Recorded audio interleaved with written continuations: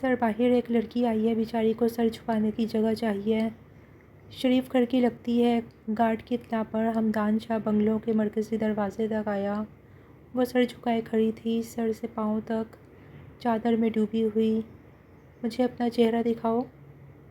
ایسے کسی انجان عورت کو گھر میں نہیں گھسا سکتا، وہ سرد لہجے میں بولا تو لڑکی نے فوراً حکم کی تعمیل دیکھ اپنی جگہ پتھر کا ہوا، بھوری آنکھیں، گلاب کی پنکھڑیوں جیسے ہونٹ، دودھیا رنگت۔ ٹھیک ہے، اندر آ جاؤ، آج سے تم میرے لیے کھانا بناؤ گی، وہ سرسری لہجے میں کہہ گیا، محض اس کا دل رکھنے کی خاطر۔ مگر اگلے دن ریسٹورنٹس بند ہونے کی وجہ سے وہ اپنے بزنس ڈیلیگیٹس کو چائے پلانے گھر لایا تو ہر طرف اشتہار انگیز کھانوں کی خوشبو۔ رات کی تاریکی بڑھتی جا رہی تھی، گاؤں کی حدود سے دور آنے والے جانوروں کی آوازوں کا اثر بڑھتا جا رہا تھا۔ شال کو کندھوں پر ڈال کر بس بھاگتی جا رہی تھی، اتنا دور اسے جانا تھا، اتنا دور کہ دوبارہ گاؤں کے یہ لوگ اس کی خوشبو تک نہ سونگھ پاتے۔ سانسیں بکھرنے لگیں۔ سڑک پر پہنچ کر اس نے پلٹ کر ایک آخری نظر ڈالی۔ زرد رنگ کے شرارے میں وہ مائیوں کی دلہن نہ جانے کس مجبور دل سے قدم اٹھا چکی تھی۔ سڑک کے کنارے پہنچ کر وہ برگد کے درخت کے پیچھے چھپ کر بیٹھی رہی۔ اسے یہاں سے باہر نکلنا تھا، ہر حالت میں گاؤں کی حدود سے باہر نکلنا تھا۔ رات کے اس پہر کسی بھی گاڑی کا ملنا تقریباً ناممکن تھا، اسی لیے اسے فجر ہونے تک یہیں رکنا تھا۔ خوف اور بے تحاشا خوف نے اس کے لبوں کو خشک کر دیا۔ پیاس کی شدت کے تحت وہ مر جانے کے قریب تھی۔ اس رات اس نے سوچ لیا کہ یہ اس کی زندگی کی آخری رات ہوگی، یا تو خوف کے مارے اس کا دل پھٹ جائے گا یا دماغ کی نس، اور اگر پکڑی گئی تو اسے موت کے گھاٹ اتار دیا جائے گا۔ وہ خود کو سارے جہاں سے زیادہ سیاہ نصیب سمجھتی، لیکن شاید اس رات اس کی خوش نصیبی نے اس کا ساتھ دیا۔ وہ فجر تک وہیں رکی رہی اور دن کا اجالا ہونے سے پہلے ہی ایک شہر جانے والی بس کا وہاں سے گزر ہوا اور وہ فوراً سڑک پر آ کر کھڑی ہو گئی۔ دل مچل رہا تھا، اکیلی لڑکی بغیر کسی پتے کے۔ بس کنڈکٹر تقریباً ادھیڑ عمر کا شخص تھا، سو اسے بس میں سوار کر لیا۔ بس میں سوار ہوتے ہی ایک عجیب سکون اس کے ذہن میں سرایت کر گیا۔ اندر چند لوگ بیٹھے تھے، جن میں 2-3 خواتین بھی تھیں۔ اس کا حلیہ دیکھ کر سب لوگوں نے حیرت سے اسے دیکھا، لیکن خود کو شال میں چھپاتے ہوئے وہ چپ چاپ سیٹ پر بیٹھ گئی۔ گاڑی چل پڑی اور اس نے اپنی آنکھوں کو موند کر گردن سیٹ کے ساتھ ٹکا دی۔ امجد بھائی، خدا کا واسطہ ہے، میرا سودا مت کریں، میں ساری زندگی آپ کی دہلیز پر پڑے گزار دوں گی۔ انجان ایسی آوازوں نے اسے دہل جانے پر مجبور کر دیا، بند آنکھوں سے بھی وہ یہ گونج بآسانی سن سکتی تھی۔ بکواس بند کرو اپنی۔ امجد نے پاؤں کی ٹھوکر مارتے ہوئے اسے خود سے دور دھکیل دیا۔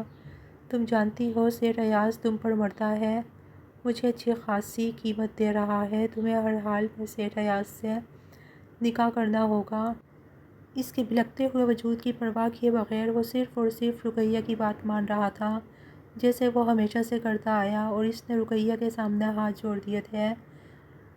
بھابھی بھائی کو سمجھائیں، خدا کے لیے میرے ساتھ ایسا مت کریں۔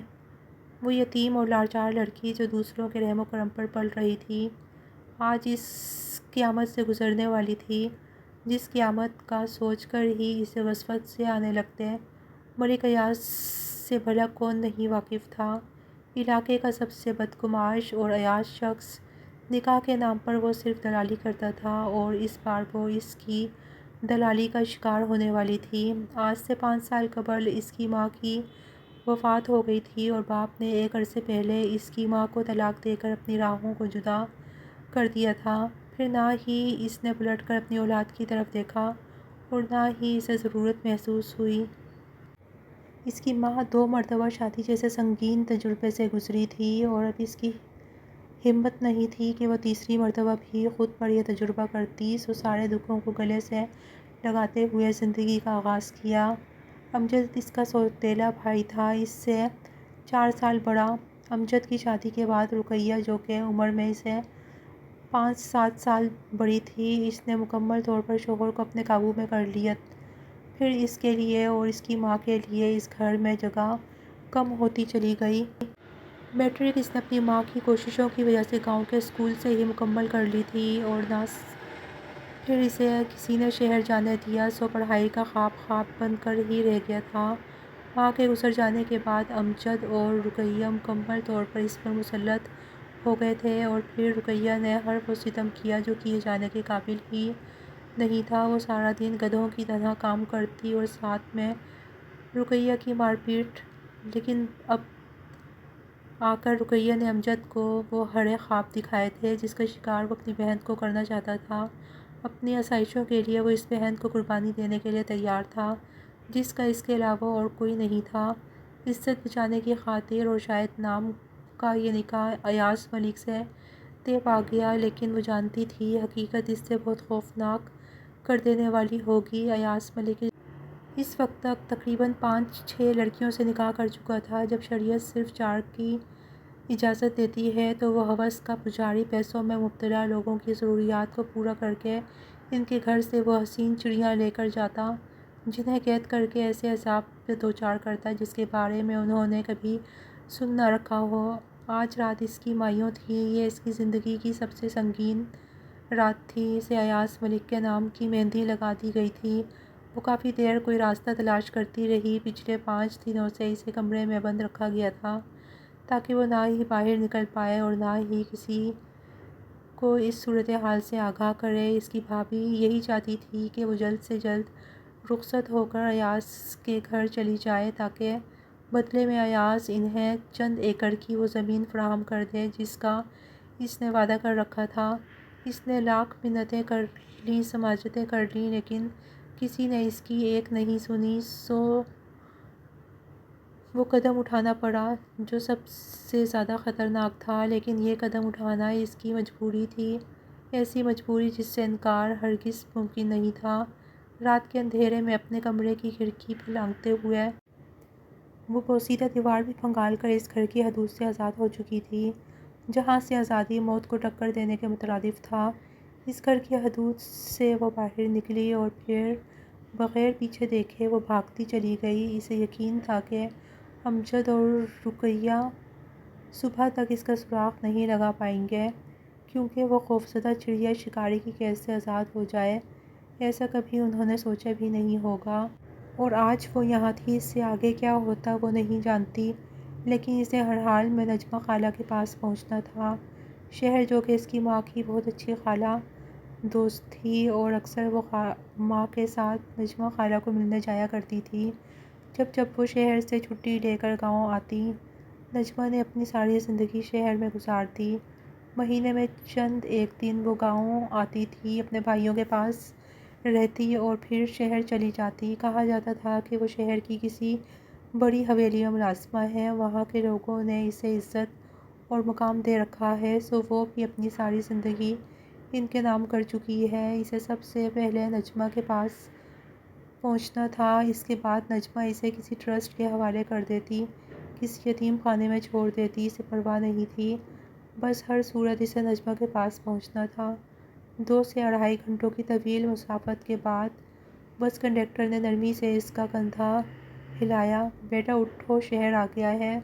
اور اس نے سرخ آنکھیں پٹ سے کھول کر کنڈکٹر کو دیکھا۔ اپنے دوپٹے کے پلو میں بندھے ہوئے پیسوں میں سے ایک نوٹ اس کے حوالے کرتے ہوئے وہ اپنا سامان اٹھا کر اتر گئی۔ اس سے آگے کہاں جانا تھا اسے معلوم تو نہیں تھا، بس ہاتھ میں موجود پرچی پر نجمہ خالہ کا پتہ لکھا ہوا تھا اور اسے ہر صورت اس پتے پر پہنچنا تھا۔ لوگوں کی حیران کن اور ہوس بھری نگاہیں، گزرتے ہوئے لڑکوں کی چھیڑ خانیاں، شال کو اچھی طرح اپنے چہرے پر لپیٹ کر اس میں صرف اپنی آنکھوں کو نکال رکھا تھا۔ وہ پہلی بار کسی ہنگامے میں آئی اور اس صورتحال میں جتنی اسی ماں کی کمی محسوس ہو رہی تھی وہ ناقابل برداشت تھی۔ آدھے سے زیادہ الفاظ تو یہیں آ کر ختم ہو جاتے کہ اگر امی زندہ ہوتیں تو وہ اس کے بعد سوالیہ نشان وہ اللہ کے پاس تھیں اور وہاں جانے والی ہماری مشکلوں پر بھی لوٹ کر نہیں آتیں۔ وہ سارا دن بہت طویل تھا۔ وہ سارا دن خوار ہوتی رہی، ہوٹل سے چند پیسوں سے روٹی لے کر کھائی، کبھی کسی سے پوچھ کر اس پتے کی جانب بڑھتی تو کبھی کسی کی منت کرتی کہ وہ اسے ایک کال کرنے دے، اور بالآخر شام کے وقت ایک مہربان رکشے والے نے اسے شاہ حویلی تک پہنچا دیا۔ یہ خالہ نجمہ کی رہائش تھی، مطلب وہ یہاں رہتی تھی۔ ایک ڈھارس سی مل گئی اور رکشے سے اترتے ہوئے اس نے حیرانگی اور خوف کی ملی جلی نگاہوں سے اس بڑی شاندار سی حویلی کو دیکھا، جو اتنی بڑی تھی کہ شاید اتنا بڑا تو ان کا گاؤں بھی نہیں تھا۔ شام کے سائے گہرے ہوتے جا رہے تھے۔ آگے بڑھ کر اس نے دروازے پر دستک دی۔ گارڈ نے حیرانگی سے اسے دیکھا۔ نقاب میں ملبوس لڑکی کندھے پر بیگ ڈالے منتظر نظروں سے اسے دیکھ رہی تھی۔ بی بی کس سے ملنا ہے؟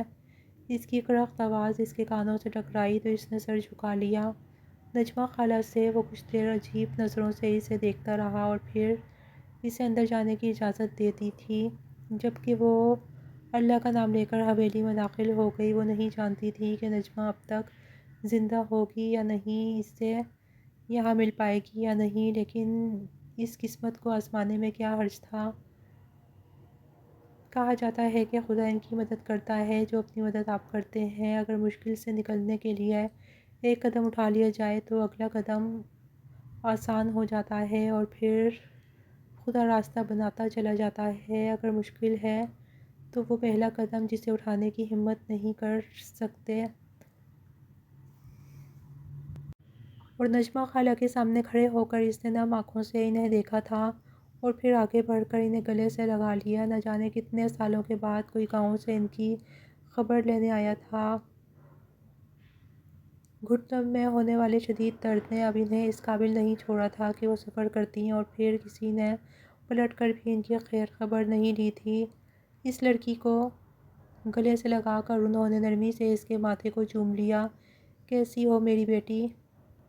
اسے یوں لگا تھا جیسے وہ اپنی ماں سے مل رہی ہو۔ وہ بس سر جھکا کر روتی رہی۔ نجمہ نے اسے سرونٹ کوارٹر کی چھوٹے سے کمرے میں بٹھا رکھا تھا۔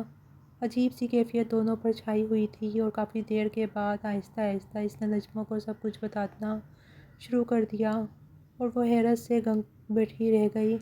آج کل سگے رشتوں میں بھی وہ احساس باقی نہیں رہا۔ تم نے اچھا کیا جو تم یہاں تک چلی آئیں۔ مدت سے اپنوں کے لیے ترستی ہوئی نجمہ کو بھلا اس کا آنا کیسے برا لگ سکتا تھا۔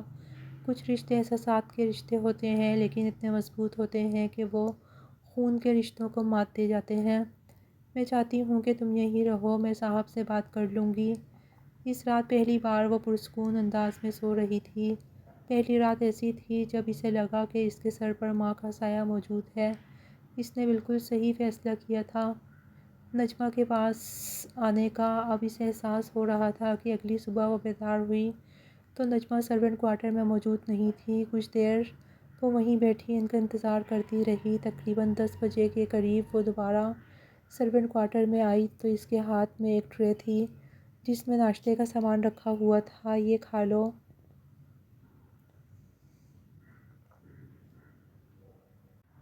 ابھی کچھ دیر تک شاہ صاحب جاگ جائیں گے تو میں ان سے بات کروں گی۔ حویلی میں معمولی کام کر لینا، لیکن یہ تمہیں بہترین سہارا دیں گے۔ اور ناشتے کے دوران وہ چھوٹے چھوٹے سوالات کر کے نجمہ بیگم سے حویلی کے متعلق پوچھتی رہی۔ نجمہ بیگم نے انہیں بتا دیا تھا کہ حویلی میں صرف ہمدان شاہ رہائش پذیر ہیں۔ ایک عرصے پہلے اس کے والدین کا ایک کار ایکسیڈنٹ میں انتقال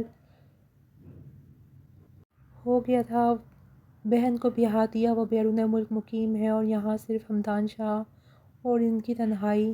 گاؤں میں نہ جانے کیسے کیسے واقعات مشہور تھے، لڑکیوں کو پھانس لینا، لڑکیوں کے ساتھ زیادتی کر دینا۔ وہ شہر کے ان بڑے بڑے عہدیداروں سے بہت گھبراتی تھی، لیکن مجبوری تھی۔ تقریباً 10 بجے کے قریب ہی اسے نجمہ لے کر حویلی پہنچ گئی۔ کچھ دیر وہیں انتظار کرتی رہی۔ اس وقت بھی اس نے شال سے خود کو اچھی طرح لپیٹ رکھا تھا، حالانکہ اپنے منہ کو بھی۔ کافی دیر گزرنے کے بعد اسے وہ سیڑھیاں اترتا ہوا دکھائی دیا اور وہ وہیں تھم سی گئی۔ شاندار پرسنالٹی اور نیوی بلو کلر کے 3 پیس میں ملبوس، خوبصورتی سے بال بنائے وہ شخص یوں لگ رہا تھا جیسے کسی ریاست کا شہزادہ ہو۔ اس نے آج سے پہلے کبھی بھی اتنا حسین مرد نہیں دیکھا تھا۔ ایسے لوگ تو صرف ٹی وی ڈراموں میں دیکھا کرتی تھی وہ، اور آج وہ بھوری آنکھوں والا شخص اس کے سامنے حقیقت کا روپ دھارے اتر رہا تھا۔ وہ ناشتے کی ٹیبل پر آ کر بیٹھا۔ جب نجمہ نے بھاگتے ہوئے اس کے سامنے ناشتہ رکھا، شاید اندر کے سارے کام نجمہ بھی ہی کیا کرتی تھی۔ شاہ صاحب، ایک چھوٹی سی گزارش تھی آپ سے۔ اس نے ابھی تک پلٹ کر اس لڑکی کو نہیں دیکھا تھا۔ وہ اتنا اپنے آپ میں مگن تھا کہ اسے فرصت ہی نہیں تھی کہ وہ کسی اور کو دیکھ پاتا، اور اس نے سلائس منہ میں رکھتے ہوئے سر اٹھا کر دیکھا۔ جی جی کہیں، انتہا کا نرم لہجہ جو دل کو چھو جائے۔ وہ کچھ فاصلے پر بیٹھی تھی، لیکن لبوں کی جنبش سے اسے اندازہ ہو رہا تھا کہ وہ کیا بات کر رہے ہیں۔ ایک بے وجہ سی گھبراہٹ اس کے اندر سلگنے لگی تھی۔ نجمہ بی نے اس کی جانب دیکھا۔ ادھر آؤ گل جانا۔ اور تبھی اس شخص نے پلٹ کر اسے دیکھا۔ شال کے پلو سے ہی اس نے نقاب بنا کر اپنے چہرے کو ڈھانپ رکھا تھا۔ چہرے کا کوئی نقش بھی واضح نہیں تھا سوائے آنکھوں کے، اور مقابل کو اس بادامی آنکھوں کو دیکھنے میں بھی کئی لمحے ضائع کرنے پڑے۔ وہ آہستگی سے اٹھتے ہوئے نجمہ بی کے قریب آ کر کھڑی ہو گئی۔ بس اس پر کچھ دیر کی نظر ڈالنے کے بعد وہ دوبارہ ناشتے میں مصروف ہو گیا تھا۔ شاہ صاحب، اس کے پاس سر چھپانے کے لیے کوئی محفوظ ٹھکانہ نہیں ہے۔ سمجھے میری بھانجی ہے، میں اسے اپنے پاس رکھ لوں، کام کاج میں بھی میری مدد کر دے گی۔ کوئی علیحدہ تنخواہ کی ڈیمانڈ نہیں ہے۔ نجمہ نے سلیقے سے بات کی۔ اس نے جوس کا گلاس اٹھا کر لبوں سے لگایا۔ ایک نظر دوبارہ اس جھکی نظروں والی لڑکی کی طرف دیکھا تھا۔ کہاں سے آئی ہے آپ؟ وہ براہ راست اسے مخاطب کر رہا تھا، جبکہ لبوں کو تر کرتے ہوئے اس نے ہکلاتے ہوئے جواب دیا، گاؤں سے۔ اور ساتھ ہی اس نے چادر کے پلو کو درست کیا۔ وہ اندازہ لگا سکتا تھا کہ اس وقت وہ کتنے خوف کا شکار ہے۔ ٹھیک ہے، آپ اسے کام سے یہاں رکھ سکتی ہیں۔ اگر کام کے علاوہ بھی آپ اپنے پاس رکھنا چاہیں تو مجھے کوئی اعتراض نہیں ہے۔ وہ اپنے ناشتے کی ٹیبل سے اٹھ چکا تھا۔ اپنی ٹائی درست کرتے ہوئے اس نے کوٹ اٹھا کر بازو پر ڈال لیا۔ بس اس سے زیادہ بات کرنا تو اس نے کبھی سیکھا ہی نہیں تھا۔ وہ پلٹ کر دروازے کی جانب بڑھ رہا تھا، جبکہ وہ دیر تک اس شخص کی پشت کو دیکھتی رہی، اور اس روز بغیر کسی خوف کے اس نے نجمہ کے ساتھ پوری حویلی کا کام شروع کر دیا تھا۔ اسے ایک دن میں ہی نجمہ کو اندازہ ہو گیا تھا کہ یہاں اس کا آنا بے مقصد نہیں ہے۔ وہ کام کاج میں اس کی اتنی مدد کروا سکتی ہے کہ نجمہ کو اس بڑھاپے میں زیادہ محنت نہ کرنی پڑے۔ اسے یہاں آئے ہوئے 2-3 دن گزر چکے تھے۔ حیرانگی کی بات یہ تھی کہ امجد ابھی تک اس کے پاس نہیں پہنچا تھا۔ شاید وہ خوفزدہ تھا، یا شاید وہ ابھی اندازہ نہیں لگا پا رہا تھا کہ وہ کہاں چلی گئی۔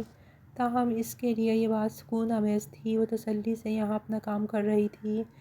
پہلا دن وہ جہاں جھجک کا شکار رہی، دوسرے دن اس نے کام میں مزید بہتری لا کر نجمہ کو مکمل طور پر ہی بٹھا دیا تھا۔ ہمدان اس شام کھانا باہر سے کھا کر آیا۔ نجمہ نے اسے بتا دیا تھا کہ جس روز اسے کھانا کھانا ہوتا ہے، اس روز بقول کر کے بتا دیتا ہے، اسی لیے اس کے حوالے سے زیادہ پریشانی والی بات نہیں، اور وہ مطمئن ہو گئی۔ وہ ایک حسین شام تھی۔ اس شام بادلوں نے پورے آسمان پر گھیرا ڈال لیا۔ جہاں اسے ہمدان شاہ کے وجود سے کوئی مسئلہ نہیں تھا، وہیں ہمدان بھی اس کے وجود کو یکسر فراموش کر چکا تھا۔ کوئی نہیں جانتا تھا کہ وہ ایک دوسرے کو فراموش کر چکے ہیں، لیکن مقدر میں جو لکھا تھا اسے ہرگز نہیں ٹالا جا سکتا۔ کچھ دعائیں ایسی ہوتی ہیں جو رائگاں نہیں جا سکتیں، کچھ وصیتیں ایسی ہوتی ہیں جن پر صبر کرنے کے بعد ایک خوبصورت سویرے جیسی تعبیر ہمیں دی جاتی ہے، تاکہ ہم اس ساری اذیتوں کو فراموش کر دیں جو کبھی ہماری شخصیت کا خاصہ نہیں۔ نجمہ بیگم کا بلڈ پریشر شام سے ہی لو تھا، اس لیے ہی اس نے مکمل طور پر انہیں ریسٹ کرنے کا کہہ دیا تھا۔ سارا کام سنبھالنے کے بعد وہ واپس چلی آئی۔ بالکل اسی طرح نقاب میں اس نے کھانا ٹیبل پر لگا دیا تھا، اور ہمدان نے چپ چاپ کھا لیا تھا۔ اسے اعتراف کرنا پڑا، کھانا واقعی بہت لذیذ تھا۔ نجمہ کو دوا کھلانے کے بعد اس نے بیگ سے اپنی ڈائری نکالی اور دوپٹہ اٹھا کر باہر نکل آئی۔ ملازمین کو اندر گھومنے پھرنے کی اجازت نہیں تھی، اسی لیے وہ کسی بھی مرض سے یہاں خوفزدہ نہیں تھی۔ دھیمے دھیمے سے موسم میں ایک ہلکی سی مسکراہٹ اس کے حسین لبوں کو چھو گئی۔ اس کے بال پشت پر بکھرے اسے مزید دلکش بنا رہے تھے۔ اپنے دوپٹے کو کندھے پر ڈالے وہ موسم کو انجوائے کر رہی تھی۔ جانے بغیر کے بالکنی میں کھڑے ہوئے شخص کی نظر نہ صرف اس پر پڑی بلکہ وہ اسے دور سے دیکھنے پر بھی یوں ساکت رہ گیا تھا کہ کتنی دیر گزرنے کے بعد بھی اس پر سے نظر نہیں ہٹا پا رہا تھا۔ اڑتے ہوئے بالوں کو سنبھال کر اس نے جوڑے کی شکل میں انہیں مکیت کر دیا، پھر بھی دو شریر سی لٹیں گر کر اس کے چہرے کا طواف کرنے لگیں۔ بے تحاشا سرخ و سفید رنگت اور سرخ رنگ کے کپڑوں میں وہ اور بھی دلکش لگ رہی تھی۔ خوبصورت سیاہ بال کسی ناگن کی طرح اس کی پشت پر لہرا رہے تھے۔ بڑی بڑی بادامی آنکھیں، حسین لب، وہ بڑی دلکشی سے اسے دیکھ رہا تھا۔ کچھ دیر وہ وہیں بیٹھی موسم کو انجوائے کرتی رہی، اس کی موجودگی سے بے پرواہ، اور پھر ڈائری اٹھا کر اپنا دوپٹہ کندھے پر پھیلائے اندر چلی گئی۔ شاید اسے سردی محسوس ہو رہی تھی، لیکن اس کا یہ ایک لمحے کا دیدار بھی مقابل کے اندر حشر برپا کر چکا تھا۔ اس نے آج تک حسین سے حسین چہروں کو دیکھا، نہ جانے کتنی بار وہ مغربی حسن سے متعارف ہوا، لیکن آج تک کوئی بھی اس کے دل میں یوں بے ترتیبی کا باعث نہیں بنا تھا جیسا کہ وہ لڑکی۔ وہ حسین نہیں تھی، وہ بے تحاشا حسین تھی۔ اس کا حسن ساکت کر دینے والا تھا۔ ذہن پر زور دیتے ہوئے اس نے سوچا نجمہ بی نے صبح اس کا نام کیا پکارا تھا، اور پھر کچھ ہی دیر کے بعد وہ بجلی کی طرح اس کے ذہن میں کوند گیا۔ گلجانہ اس کا یہ نام اسی لیے رکھا گیا تھا کیونکہ اس کا باپ پٹھان تھا اور اس نے پٹھانوں جیسا حسن پایا تھا۔ یہی وجہ تھی کہ اس کی ماں نے اس کا نام بھی اتنا ہی حسین رکھا تھا جتنی کہ وہ خود حسین تھی۔ گلجانہ زیر لب دوڑاتے ہوئے وہ ہلکا سا مسکرایا اور پھر خود کو ڈپٹتے ہوئے کمرے میں چلا آیا، لیکن حقیقت یہ تھی کہ وہ رات ہمدان شاہ نے بڑی مشکل سے گزاری۔ اسے اندازہ نہیں تھا کہ کسی کی ایک نظر اسے یوں پاگل کر دے گی۔ اگلی صبح معمول کے مطابق وہ تیار ہو کر نیچے اترا۔ نجمہ بھی ناشتے کے لیے اس کا انتظار کر رہی تھی، جبکہ کچن سے کھٹ پٹ کی آوازیں آ رہی تھیں۔ ناشتہ کرتے ہوئے وہ اس کی موجودگی کو محسوس کر رہا تھا، لیکن خود پر یوں پہرے بٹھا رکھے تھے کہ گویا ثابت کرنا چاہتا ہو کہ وہ کوئی دل پھینک قسم کا مرد نہیں ہے، اور نہ ہی اس کی چوائس اتنی گھٹیا ہے کہ گھر کے ملازمین پر فدا ہو جائے۔ کچھ تھا جس نے رات اسے اپنی لپیٹ میں لیا، لیکن صبح تک وہ اس کے اثر سے بالکل عیاں تھا۔ وہ ہمدان شاہ کیا جو کسی کو دیکھے اور پھر خود کو روک لے، وہ کبھی رکنے والا نہیں تھا، اور نہ ہی کبھی اس نے رکنا سیکھا تھا۔ نجمہ بھی کیا اس لڑکی کا کوئی بھائی والد نہیں ہے؟ بے مقصد ہی بات کرتے ہوئے وہ اس کے متعلق پوچھنے لگا، اور نجمہ بی نے اسے بتانا شروع کر دیا کہ اس کا ایک ہی بھائی ہے اور وہ بھی سوتیلا، اور پھر اس پر بیتی ہوئی ساری کہانی کو نجمہ نے اسے مختصر کر کے بتایا۔ سر کو اثبات میں ہلاتے ہوئے وہ اٹھ کھڑا ہوا۔ اب اس کی عمر شادی کی ہے، مجھے لگتا ہے آپ کو اس کا زیادہ خیال رکھنا چاہیے۔ میں نہیں چاہتا کہ اس حویلی میں کچھ ایسا ہو جو کہ میری ریپوٹیشن کو خراب کرے۔ کچھ وہم ایسے ہوتے ہیں جو حقیقت کا روپ دھارنے سے پہلے ہمارے اندر جنم لیتے ہیں، لیکن ہم سمجھ نہیں پاتے کہ ہم انہیں خدشات کہہ کر نظر انداز کر دیتے ہیں، لیکن حقیقت ان کے کتنے قریب ہوتی ہے ہمیں اندازہ نہیں ہو پاتا، اور اس کے ساتھ بھی کچھ ایسا ہی ہوا تھا۔ اگلے چند دنوں میں وہ مکمل طور پر اس سے بے خبر رہا، نہ ہی اس کے متعلق کچھ پوچھا، اور اس روز عصر کے وقت ہی وہ گھر واپس آیا۔ گاڑی کھڑی کرتے ہوئے اس نے باغیچے پر نظر ڈالی۔ وہ یوں ہی شال میں لپٹی نیچے بیٹھ کر پودوں سے چھیڑ خانی کر رہی تھی۔ اس پر ایک نظر ڈالتے ہوئے وہ گاڑی کا دروازہ بند کر کے گزرنے لگا۔ جب اس کے قدم مضبوطی سے جم گئے اس نے پلٹ کر دیکھا، دور کونے میں کھڑا شیردل اسے عجیب و غریب نظروں سے دیکھ رہا تھا۔ حالانکہ اس نے شال میں خود کو لپیٹ رکھا تھا، لیکن کچھ تھا جس نے شیردل کو اس کی جانب متوجہ کر دیا تھا۔ شیردل ایک بلوچ ڈرائیور تھا جو پچھلے 3-4 سالوں سے اس کے ہاں حویلی میں کام کر رہا تھا۔ اس کی حرکتیں تھوڑی چھچھوری تھیں، لیکن پھر بھی اسے صرف کام سے مطلب تھا، اسی لیے اس نے کبھی شیر دل کو نہیں ٹوکا، لیکن اس وقت نہ جانے کیا تھا کہ ایک آگ اس کے اندر مچلنے لگی۔ اس نے غصے میں پلٹ کر شیر دل کی طرف دیکھا، لیکن وہ ابھی بھی ہمدان شاہ کی جانب متوجہ نہیں تھا۔ اس کی ساری توجہ اس نازک سی لڑکی کی جانب تھی۔ اسے دیکھ کر گویا وہ اس کی توجہ کا منتظر تھا۔ وہ نہیں جانتا تھا اس لمحے اسے کیا ہوا، کچھ ایسا تھا جس نے اسے بے اختیار کر دیا۔ اس نے سختی سے شیر دل کو آواز دیتے ہوئے پکارا اور وہ ہڑبڑا کر اس کی جانب متوجہ ہوا، لیکن اس کے ساتھ ہی وہ لڑکی بھی ہمدان شاہ کی جانب متوجہ ہوئی۔ اس نے ابھی تک شال کا ایک پلو اپنے چہرے پر رکھا ہوا تھا۔ تم یہاں کیا کر رہے ہو؟ ہمدان نے چیختے ہوئے اسے اپنے پاس بلایا تھا۔ شیر دل کے چہرے سے خوف ٹپک رہا تھا۔ اسے اندازہ نہیں تھا کہ ہمدان اس کی جانب متوجہ ہوگا یا اس کی بے اختیاری اتنی بڑھ جائے گی کہ اس نے ہمدان شاہ کو نہیں دیکھا ہو۔ یقیناً اسے کاٹ کھانے کو دوڑ رہا تھا اور آگے بڑھ کر اس نے شیر دل کا گریبان پکڑتے ہوئے، تمہاری ہمت کیسے ہوئی میرے پاس رہتے ہوئے ایسی کوئی بھی حرکت کرنے کی؟ وہ جس طرح کی نظروں سے اسے دیکھ رہا تھا، جس طرح کی حرکتیں کر رہا تھا، ہمدان شاہ بھلا کہاں برداشت کر سکتا تھا، جبکہ وہ پھٹی پھٹی نظروں سے ہمدان شاہ کو یوں شیر دل کو مارتے ہوئے دیکھ کر خوف سے چیخ رہی تھی۔ میں نہیں دیکھ رہا شاہ صاحب، میں بس… شیر دل اپنی صفائیاں دے رہا تھا، لیکن وہ یہ صفائیاں سننے کے موڈ میں نہیں تھا۔ اس لیے پٹک کر اسے خود سے دور پھینکتے ہوئے وہ دوبارہ اس کی جانب بڑھنے لگا۔ جب وہ بھاگتے ہوئے آئی اور اس نے ہمدان شاہ کو پکڑ لیا تھا، ایک لمحے کے لیے کیا ہوا کوئی بھی سمجھ نہیں پایا۔ اس کے چہرے پر نقاب نہیں تھا، شال ڈھلک کر اس کے کندھوں تک آ گئی۔ خوف سے بادامی آنکھیں پھٹنے کے قریب تھیں۔ ایک ہنگامہ تھا، ایک حشر، اور اس حشر میں تھم جانے والے طوفان کا نام ہمدان شاہ تھا۔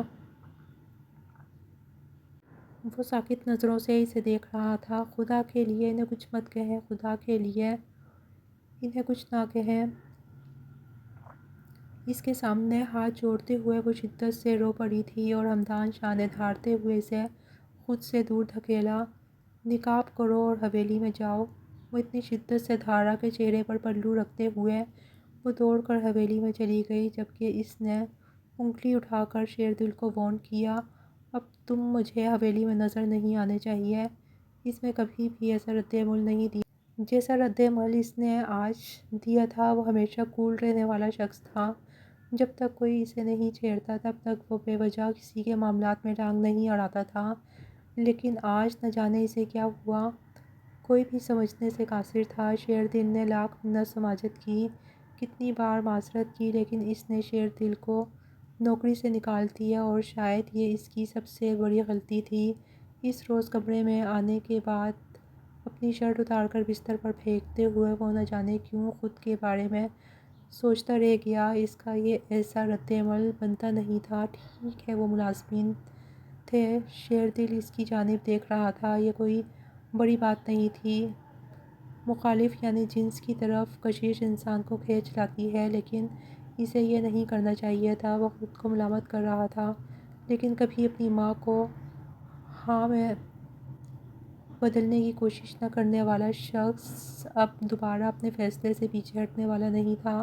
اس نے جو کیا ٹھیک کیا۔ وہ تو اتنی خوف زدہ ہو چکی تھی کہ دوبارہ اسے حویلی میں اپنے سامنے نظر نہیں آئی۔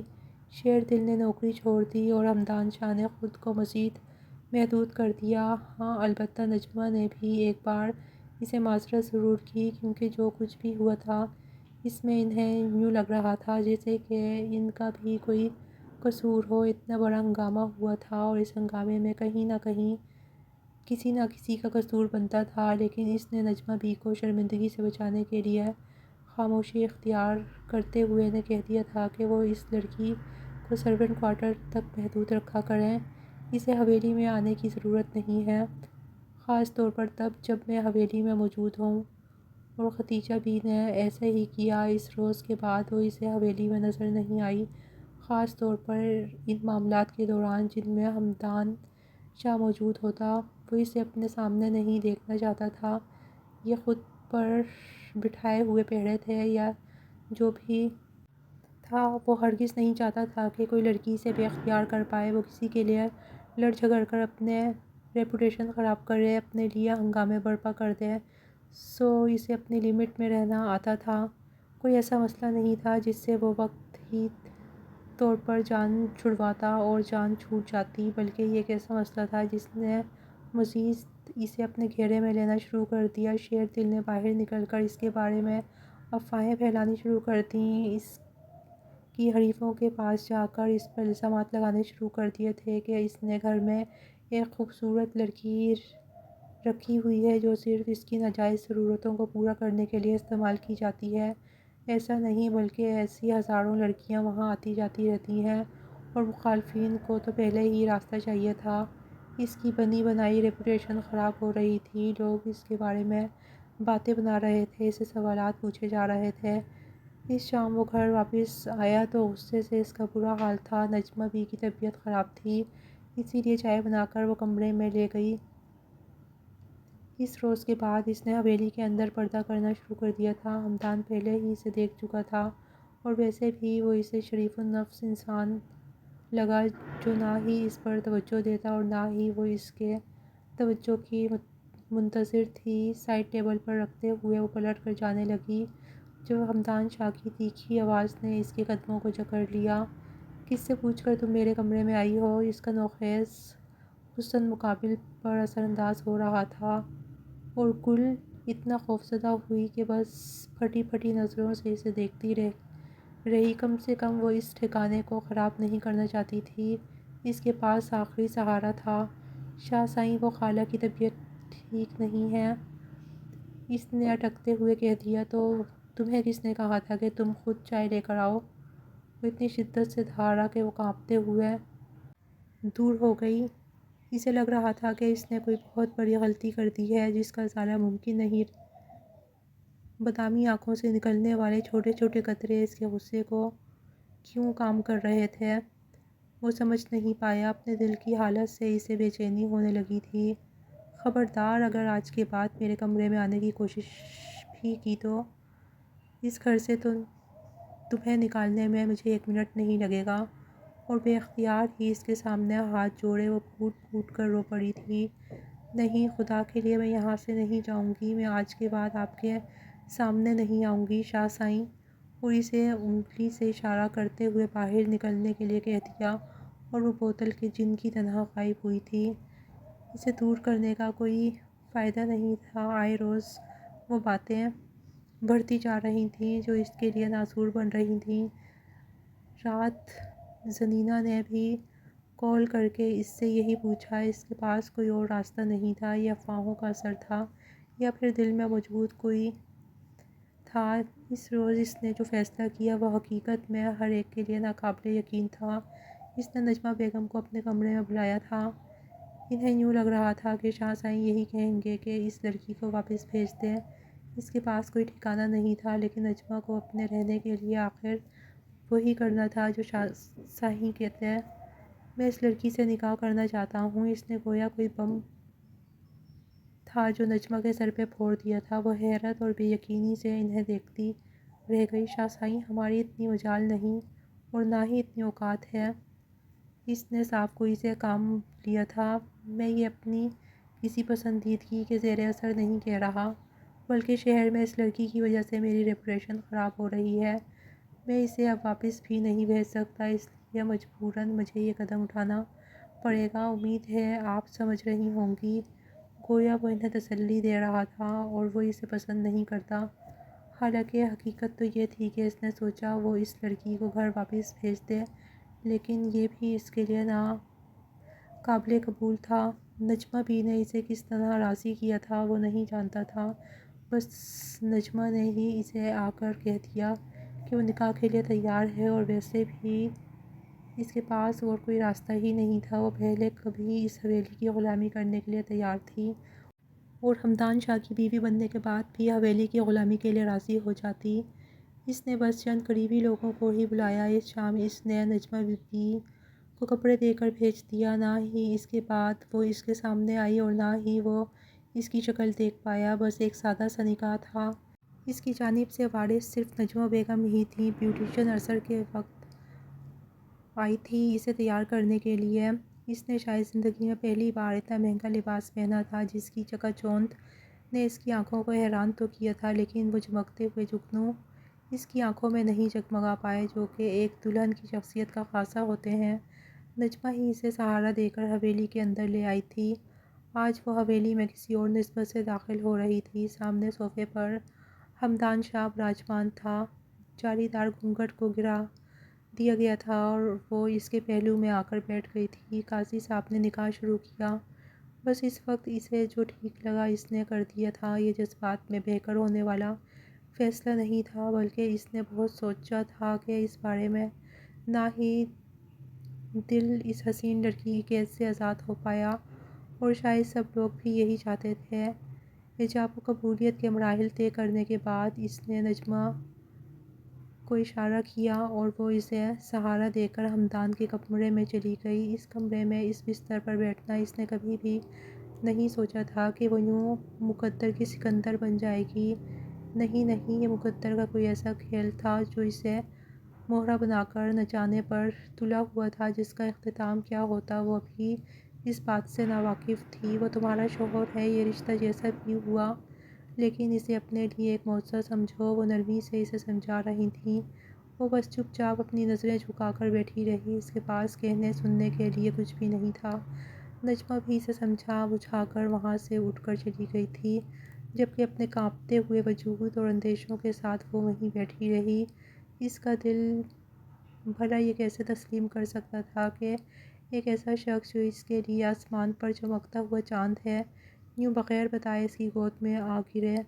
یہ ایسا معجزہ تھا، اس پر یقین ناممکن تھا۔ وہ اسے اتنا خوفزدہ تھی کہ اپنا شرارہ سنبھالتی بستر سے اتری اور کمرے سے باہر نکل گئی۔ اسے یوں لگ رہا تھا جیسے وہ کمرے میں آنے کے بعد اس پر برس پڑے گا اور چیخے گا، اسے اپنے سامنے دیکھ کر دھتکار دے گا۔ جب کافی دیر گزرنے کے بعد وہ کمرے میں داخل ہوا تو خالی بستر منہ چڑھا رہا تھا۔ وہ ہے، اس کی چند گھنٹوں کی دلہن غائب ہو چکی تھی۔ وہ حیران رہ گیا۔ اس نے 2 بار اسے پکارا بھی تھا، لیکن گول غائب تھی۔ شاید اسے اس کا چہرہ سرخ ہو گیا۔ وہ بھلا ایسے کیسے کر سکتی تھی؟ اسٹور روم کے اندھیرے کمرے میں فرش پر بیٹھی ہوئی مسلسل سسک رہی تھی۔ اس پر ہمدان شاہ کا خوف طاری تھا۔ اپنے گھٹنوں پر سر رکھے وہ اتنی شدت سے رو رہی تھی کہ مقابل اسے دیکھ کر ٹھٹک کر رہ گیا۔ وہ اسے ڈھونڈنے کے لیے یہاں آیا تھا، لیکن اس کی سسکیوں کی آواز سن کر اسے ادھر کا رخ کرنا پڑا۔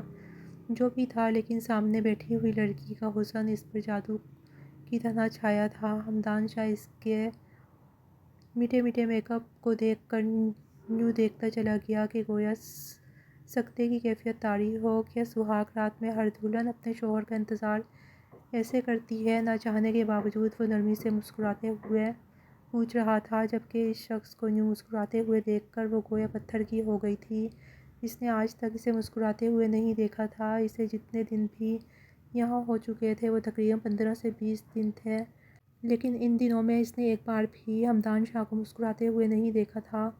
اٹھو، کمرے میں چلیں۔ اب وہ اپنا ہاتھ بڑھا چکا تھا، جبکہ گل کے وجود پر اتنی کپکپی طاری تھی کہ وہ چاہنے کے باوجود اپنے ہاتھ اس کی جانب نہیں بڑھا پائی۔ گل جانا، پہلی بار اسے یوں لگا تھا جیسے اس کا نام نہیں بلکہ پھولوں کی پتیاں ہوں جنہیں ہوا میں بکھیر دیا گیا ہو۔ پہلی بار اپنے سامنے کھڑے ہوئے شخص کو وہ یوں ساکت انداز میں دیکھ رہی تھی کہ گویا اس کے بغیر جینے کا تصور ہی بیکار ہو۔ گل نے اس کی جانب ہاتھ نہیں بڑھایا تھا، وہ بھلا کس طرح خود کو اس کے خوف سے آزاد کر پاتی؟ اسی لیے ہمدان شاہ نے آگے بڑھتے ہوئے جھک کر اسے اپنے بازو میں بھر لیا۔ گل جانہ نے اپنی سانسوں کو روک لیا تھا۔ اس کے سینے پر سر جمائے وہ اس کی دھڑکنوں کے اتنا قریب تھی کہ نہ صرف انہیں دھڑکتا ہوا سن سکتی تھی، بلکہ ایک عجیب سی بے قراری جو کہ مقابل کی دھڑکنوں پر مسلط تھی اس کے وجود میں سرایت کرتی جا رہی تھی۔ کمرے میں اسے لانے کے بعد اس نے بستر پر بٹھا دیا۔ وہ یوں ہی ساکت بیٹھی رہی جیسے کانچ کی گڑیا ہو، کوئی انسان نہیں، جبکہ وہ اس کے سامنے بیٹھے ہوئے اس کے ہاتھوں کو تھام چکا تھا۔ تم جانتی ہو کہ تمہاری جگہ یہ ہے، تو پھر وہاں جانے کا کیا مقصد تھا؟ وہ اب ذرا سنجیدگی سے پوچھ رہا تھا۔ کچھ دیر پہلے وہ خمار غائب ہو گیا۔ وہ اس کے جذبات پر بہت بری طرح اثر انداز ہو رہی تھی، اور شاید وہ یہی نہیں چاہتا تھا، وہ نہیں چاہتا تھا کہ وہ اس کے سامنے کوئی دل پھینک قسم کا مرد ثابت ہو، اسی لیے ذرا فاصلہ بنائے ہوئے اسے دیکھ رہا تھا۔ مجھے آپ سے ڈر لگ رہا ہے، بہت زیادہ ڈر، آہستگی سے منمناتے ہوئے وہ کہہ گئی، اور مقابل نے کھینچ کر اسے اپنے قریب کر لیا۔ کس بات سے ڈر لگ رہا ہے تمہیں؟ ایک وہ اور ایک اس کی سختیاں۔ آپ نے مجھ سے نکاح کیوں کیا؟ بالآخر وہ پوچھ گئی، وہی سوال جو اس کے اندر مچل رہا تھا۔ اور اگر میں یہ سوال تم سے پوچھوں تو تم نے بھی تو مجھ سے نکاح کیا ہے؟ وہ ذرا سا شوق ہوا۔ میں اگر آپ سے نکاح نہ کرتی تو کہاں جاتی؟ کتنا دل چاہتا اس کا کہ وہ کہہ دیتی کہ اسے حمدان شاہ اچھا لگنے لگا ہے، لیکن مقابل کے سارے موڈ کا بیڑا غرق کرتے ہوئے وہ اسے جدا کر چکی تھی۔ اسے پناہ چاہیے، وہ کسی محافظ کی تلاش میں تھی۔ وہ دونوں ایک دوسرے کے آمنے سامنے بیٹھے تھے۔ کافی دیر تک وہ اس کے چہرے کو دیکھتا رہا، اور پھر اٹھتے ہوئے اسے حکم دیا کہ وہ کپڑے بدل کر سو جائے۔ اب اس گھر میں اس کی حیثیت حمدان شاہ کی بیوی کی ہے، اسی لیے وہ خود کو اس کی بیوی ہی سمجھے، نہ کہ گھر کی ملازمہ، اور یہ احساس بھی کچھ کم نہیں تھا۔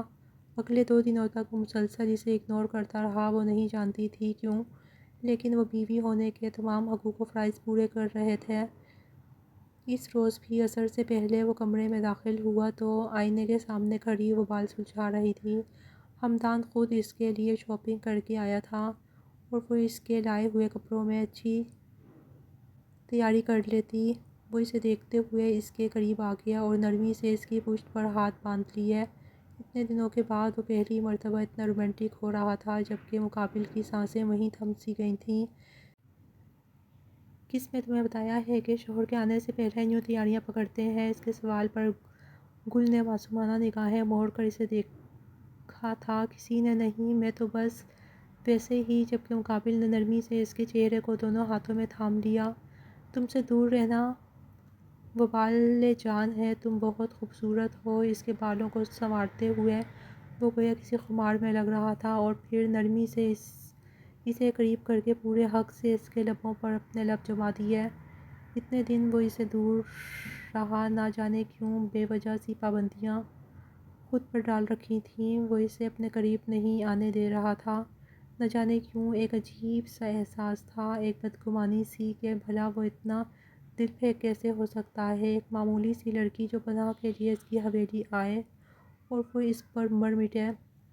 لیکن جس روز اسے احساس ہوا کہ محبت یوں ہی ہو جایا کرتی ہے، اس کے لیے چند دن مخصوص ہوتے ہیں جن پر اپنا پہرا جمائے ہوئے وہ انہیں اپنی ضد میں لے لیتی ہے، نہ پھر تڑپا جا سکتا ہے اور نہ ہی مچلا جا سکتا ہے، تب صرف محبوب کو محبت کے بارے میں آگاہ کیا جاتا ہے، اسے اپنے قریب رکھا جاتا ہے، اور اس وقت بھی گل کے لیے بے تابیاں پیدا کرتے ہوئے وہ اس کے لبوں سے اس کی گردن تک آیا، اور پھر حمدان کے لب اس کی کمر پر سرکتے چلے گئے۔ وہ بے بس ہو رہی تھی، دونوں کے درمیان موجود نزدیکیاں کم ہوتی جا رہی تھیں، اور وہ اسے مسلسل اپنی لپیٹ میں لے رہا تھا۔ آپ ناراض ہیں مجھ سے؟ اس نے ہلکی سی سرگوشی سے پوچھ لیا۔ ہاں ناراض ہوں، وہ کہتے ہوئے اسے پریشانی میں مبتلا کر دیا۔ کس لیے؟ میں نے تو کچھ بھی نہیں کیا۔ اسی لیے تو ناراض ہوں کہ تم نے کچھ کرتی ہی نہیں ہو، اپنی موجودگی کا احساس دلاؤ، میری ناراضگی کو ختم کرو۔ تمہیں پتہ ہے بیویاں شوہروں کی ناراضگی کو کس طرح ختم کرتی ہیں؟ اور اس نے فوراً نفی میں سر ہلا دیا۔ چلو میں تمہیں بتاتا ہوں، یہاں کس کرو مجھے۔ اب وہ اپنے لبوں پر ہاتھ رکھتا شوخی سے آنکھیں مٹکاتے ہوئے بولا، اور دہلتے ہوئے دل کے ساتھ وہ فوراً دور ہو گئی۔ میں کیسے؟ اس لمحے وہ اس سے اتنی معصوم لگی تھی کہ وہ جا بجا اس پر اپنی محبتیں نچھاور کرتے ہوئے اس کے وجود میں اترتا چلا جا رہا تھا۔ بس ایک اطمینان تھا، ایک سکون تھا، ایک جائز رشتے کا اثر کہ وہ اس کی نس نس میں سماتا جا رہا تھا، اور وہ اسے سامان دے رہی تھی۔ دونوں ایک دوسرے میں یوں گم ہو گئے تھے کہ گویا ان دو کے علاوہ کوئی تیسرا کبھی رہا ہی نہ ہو۔ یہی تو اثر ہوتا ہے چند رشتوں کا، جو بہت حسین ہوتے ہیں، جو ہم پر نظر انداز ہو کر ہمارے تمام مسائل کا حل بن جاتے ہیں۔ اگلی صبح وہ بیدار ہوئی تو حمدان کے بازوؤں میں بکھری ہوئی تھی اپنے وجود پر اس کی شرٹ دیکھتے ہوئے سرخ چہرے کے ساتھ وہ فوراً اٹھی، لیکن ہمدان نے کھینچ کر اسے دوبارہ سلا دیا تھا۔ مجھے اٹھنے دیں پلیز، وہ ہلکا سا منمنائی، لیکن مقابل نے قریب ہوتے ہوئے اس کے خوشبودار بالوں میں اپنا منہ چھپا لیا تھا۔ اس نے نہ ہی کبھی پوچھنے کی کوشش کی کہ وہ کون ہے اور نہ ہی وہ اس کے ماضی کو جاننے میں کوئی دلچسپی رکھتا تھا۔ اس کے لیے بس وہ لڑکی عزیز تھی۔ ابھی میں سونا چاہتا ہوں، ابھی کچھ دیر سوئی رہو۔ میں اتنی دیر نہیں سو سکتی پلیز، وہ التجا کر رہی تھی، اور ہمدان نے سرخ آنکھیں کھول کر اسے گھورا، شور کے ساتھ بھی نہیں، جبکہ وہ لاجواب ہو کر نظریں جھکا گئی۔ میں تمہیں اچھا لگتا ہوں؟ وہ اس کے لیے مشکلات بڑھا رہا تھا۔ رات اس کی شدتوں کے بعد اب اس کے یہ سوالات تو وہ بس فرار چاہتی تھی۔ جی بہت اچھے لگتے ہیں آپ، بے اختیاری میں جلدی جلدی کہتے ہوئے وہ اسے کھلکھلا کر ہنسنے پر مجبور کر گئی۔ کب سے اچھا لگتا ہوں؟ اس نے دوسرا سوال داغا اور وہ بے بس ہو گئی۔ مجھے نہیں پتا، پلیز مجھے جانے دیں، جبکہ وہ اس کی کروٹ بدلتے ہوئے اسے اپنے اوپر سایہ فکن کر گیا۔ نہیں، اس کے بارے میں تو تمہیں بتانا پڑے گا کہ میں تمہیں کب سے اچھا لگتا ہوں، تبھی جان چھوڑوں گا تمہاری۔ وہ بھی باضد تھا۔ تب سے اچھے لگتے ہیں جب سے میں نے آپ کو دیکھا ہے، لیکن آپ بہت اچھے لگنے لگے ہیں کیونکہ اب آپ میرے ہیں۔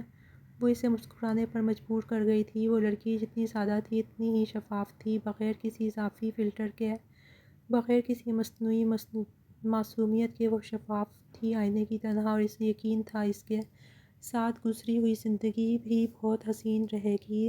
ہمدان کے ساتھ گزرا وہ ہفتہ اس کی زندگی کا سب سے خوبصورت ہفتہ تھا۔ وہ نہیں جانتی تھی کہ خدا اس پر کیوں اس لیے اس قدر مہربان ہوا ہے۔ اس نے کون سا ایسا عمل کیا تھا جو قبولیت کا باعث بن چکا تھا؟ ہر شام وہ محبت بن کر اس پر نچھاور ہوتا، اور ہر صبح وہ اس کے سائے میں بیدار ہوتی۔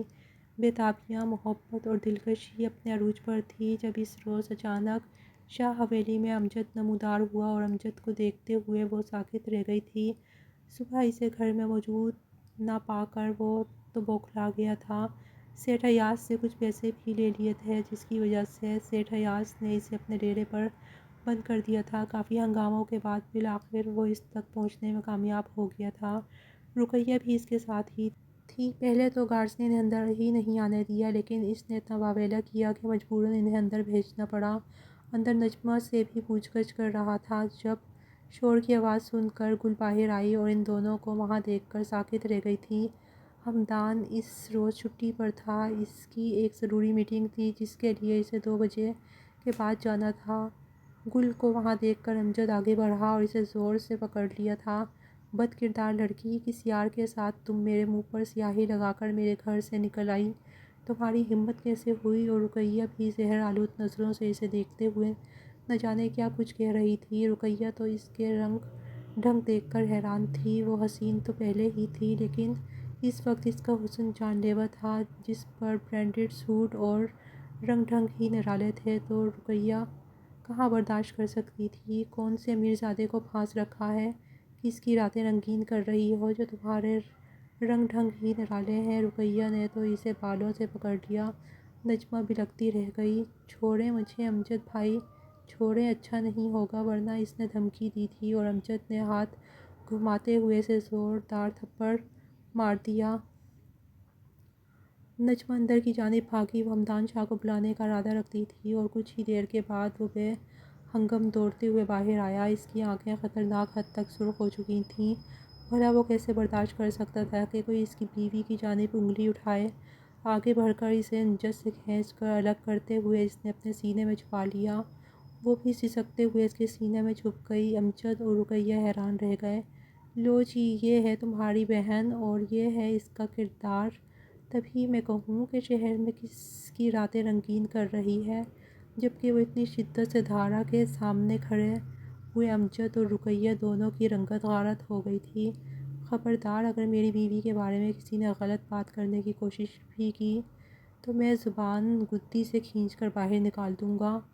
عورتوں پر ہاتھ اٹھانا اس کی فطرت میں شامل نہیں تھا۔ اگر رقیہ عورت نہ ہوتی تو شاید وہ اس وقت تک اس کا منہ توڑ چکا ہوتا، لیکن امجد کو اس نے گریبان سے پکڑ لیا تھا۔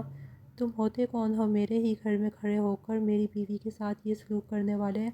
جبکہ امجد اور رقیہ کی حیرت کی کوئی انتہا نہیں تھی۔ وہ خوش شکل اور امیر شخص اسے اپنی بیوی کہہ رہا تھا تو یہ کیسے ممکن تھا؟ وہ امجد کو اچھا خاصا دھو چکا تھا اور اس کی دھلائی ایسی دھلائی تھی جسے وہ ساری زندگی فراموش نہیں کر سکتا تھا۔ خبردار، اگر آج کے بعد اس دہلیز کو پھنگالنے کی کوشش بھی کی تو میں تمہیں وہاں لے جا کر ماروں گا جہاں سے تمہارا سراغ بھی کسی کو نہیں ملے گا۔ اور یہ خالی دھمکی نہیں تھی، وہ باور کروا چکا تھا کہ وہ ایسا کر سکتا ہے۔ اس روز نہ جانے کتنی دیر وہ اپنے کمرے میں بیٹھی روتی رہی۔ بار بار ایک ہی خیال اس کے ذہن میں آ رہا تھا کہ اگر ہمدان شاہ نہ ہوتا تو، اور اس کے بعد وہ کچھ نہیں سوچ سکتی تھی۔ ہمدان کمرے میں داخل ہوا وہ دوڑتے ہوئے اس کی جانب بڑھی اور اسے اپنے سینے سے لگا کر پھوٹ پھوٹ کر رو پڑی۔ اس کے سینے پر اپنے دونوں بازو باندھتے ہوئے وہ اسے اپنی موجودگی کا احساس دلا رہا تھا۔ وہ اس کے لیے بہت اہم تھی، بلکہ اس سے زیادہ اہم کوئی ہو ہی نہیں سکتا تھا۔ میں آپ کا شکریہ کیسے ادا کروں؟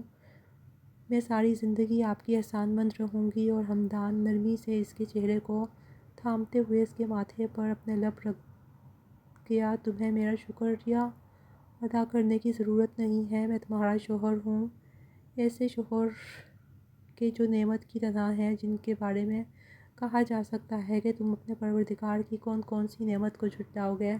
اس نے بے دھڑک کہہ دیا تھا۔ سامنے کھڑے ہوئے شخص کے احسانات اتنے زیادہ تھے کہ وہ کبھی بھی اس بات سے پیچھے نہیں ہٹ سکتی تھی کہ وہ اس سے اقرار نہ کرے، بلکہ وہ چاہتی تھی کہ وہ دل کھول کر اقرار کرے۔ نرمی سے اس کے ہاتھوں کو پکڑتے ہوئے وہ باری باری اس کے ہاتھوں پر لب رکھنے کے بعد اس کے ماتھے کو اپنے لبوں سے چھو گئی۔ سرخ چہرے سے نظریں جھکاتے ہوئے وہ اس کی مشکور نظر آ رہی تھی، جبکہ مقابل نے اسے کمر سے کھینچ کر اسے اپنے قریب کر لیا تھا۔ اگر مجھے اندازہ ہوتا کہ میرے چھوٹے سے عمل پر میری بیوی کو اتنا پیار آئے گا تو میں پہلے ہی سب کچھ کر لیتا۔ جبکہ وہ اسے آنکھیں دکھا کر خاموش کروانے کی کوشش میں تھی۔ بھلا اس کی بے باک باتوں کو برداشت کرنا آسان تھا؟ اس میں اتنی ہمت ہی نہیں تھی کہ اس کی باتوں پر سرخ نہ ہوتی۔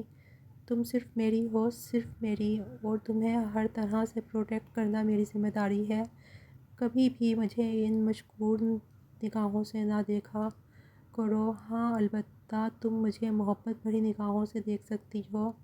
اپنے ماں باپ کی وفات کے بعد جہاں ہمدان شدید ڈپریشن کا شکار تھا، وہیں اس کی زندگی میں وہ کسی ہوا کے جھونکے کی طرح داخل ہوئی تھی اور اس کی زندگی کو اتنا حسین بنا دیا تھا کہ وہ چاہنے کے باوجود ایک لمحے بھی اس کی ذات سے غافل نہیں رہ سکتا تھا۔ میری ساری محبتیں اور سارے عشق صرف آپ تک محدود ہیں، وہ کہہ گئی اور مقابل نے جھکتے ہوئے اسے اپنی بازوؤں میں بھر لیا۔ وہ اسے اپنی محبتوں سے سمیٹنا چاہتا تھا، اس کے دل کے سارے کھلے زخموں کو بھرنا چاہتا تھا۔ یہی تو محبت ہوتی ہے کہ مقابل آپ پر مر مٹنے کے لیے تیار ہو۔ 2 سال کے بعد وہ کمرے میں داخل ہوئی تو کمرے کا حشر بکھرا ہوا تھا۔ ایک جانب بستر پر بیٹھا ہوا ہمدان اور دوسری جانب اس کا 1 سالہ بیٹا سلطان شاہ۔ یہ سب کیا ہو رہا ہے شاہ سائیں؟ آپ جانتے ہیں مہمان پہنچنے والے ہوں گے۔ وہ اندر آتے ہی ان دونوں کو آنکھیں دکھا کر ڈرانے لگی، جبکہ ہمدان شاہ نے مسکراتے ہوئے سلطان کو اٹھا کر اپنی گود میں بٹھا دیا تھا۔ یہ سارے آپ کے بیٹے کے کارنامے ہیں، میں تو معصوم انسان کچھ کر ہی نہیں سکتا۔ وہ اپنے شوہر کی معصومیت پر عش عش کر اٹھی تھی۔ 1 سال کا بیٹا کمرے کا حلیہ بگاڑ چکا ہے اور 30 سالہ باپ اپنی معصومیت کے رونے رو رہا ہے۔ اپنی کمر پر ہاتھ باندھے وہ اسے بالکل لڑاکا بیویوں کی طرح لگی، جیسے محبت سے دیکھتے ہوئے وہ گویا اپنی آنکھوں کو سیراب کر رہا ہو۔ وہ اس کے لیے قابل محبت تھی، قابل عشق، اور اس کی یہی ہلکی پھلکی نوک جھونک اس کی زندگی کا سب سے بڑا سرمایہ تھی۔ باہر کی ساری تیاریاں کمپلیٹ ہیں، تھوڑا اپنے اوپر بھی دھیان دے دیں محترمہ۔ اس کا رف حلیہ دیکھ کر وہ کہنے لگا، جو کہ پہلے ہی وارڈروب سے اپنے لیے عمدہ لباس نکال کر فریش ہونے جا رہی تھی۔ پلیز آپ بھی تیار ہو جائیں، زنینہ آپی کو لینے جانا ہے، انہیں انتظار نہ کرنا پڑے۔ اس کی شوخیوں کو دیکھتے ہوئے وہ اس کے قریب سے گزرنے لگی، جبکہ ہمدان نے اس کا ہاتھ پکڑ کر گھماتے ہوئے اس کی پشت کو اپنے ساتھ لگا لیا تھا۔ نند کے آنے کی اتنی خوشی منا رہی ہیں آپ، تو تھوڑا شوہر پر بھی دھیان دے دیں۔ جبکہ اس نے آنکھیں دکھا کر خود کو چھڑوانا چاہا تھا۔ آپ ہی نا کبھی کبھی بچے بن جاتے ہیں، بچہ دیکھ رہا ہے ہمدان۔ وہ بے بس ہوئی، لیکن ہمدان نے جھکتے ہوئے اس کے رخساروں کو چھو لیا۔ بالکل نہیں دیکھ رہا، وہ تو اپنے کھلونوں کے ساتھ مست بیٹھا ہے، اور ویسے بھی اسے معلوم ہے کہ ہلکی پھلکی چھیڑ خانیاں بابا کریں گے تبھی تو چھوٹی بہنا آئے گی اور وہ سر پیٹ کر رہ گئی۔ یا اللہ، یہ شخص اور اس کے مشغلے بچے پیدا کرنے کے علاوہ جیسے اسے کچھ آتا ہی نہیں ہے۔ اب تو ایسا کریں کہ دوسری شادی کر لیں شاہ صاحب، وہ بے بسی سے مسکراتے ہوئے کہہ گئی، جبکہ اسے اپنے قریب کرتے ہوئے وہ سینے سے لگا چکا تھا۔ کر لیتا، اگر تمہارے جیسی کوئی اور ملتی، تم جیسی خوبصورت کوئی اور مل ہی نہیں سکتی۔ جبکہ اسے دیکھتے ہوئے وہ جیسے نظروں سے اپنے محبوب کا صدقہ اتار رہی تھی۔ صرف خوبصورت؟ اس نے جتایا۔ نہیں خوبصورت بھی۔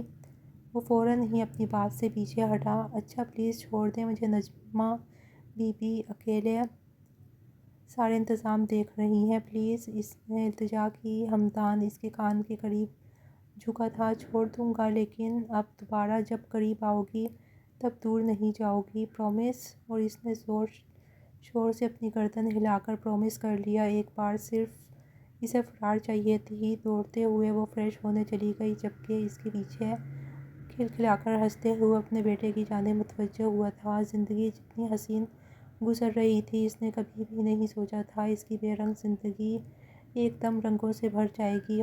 خدا اس پر مہربان ہوا تھا، کیونکہ وہ کسی پر مہربان ہوا تھا، اور اس حسین لڑکی نے ثابت کر دیا کہ وہ اس کی زندگی کا لکی چارم ہے۔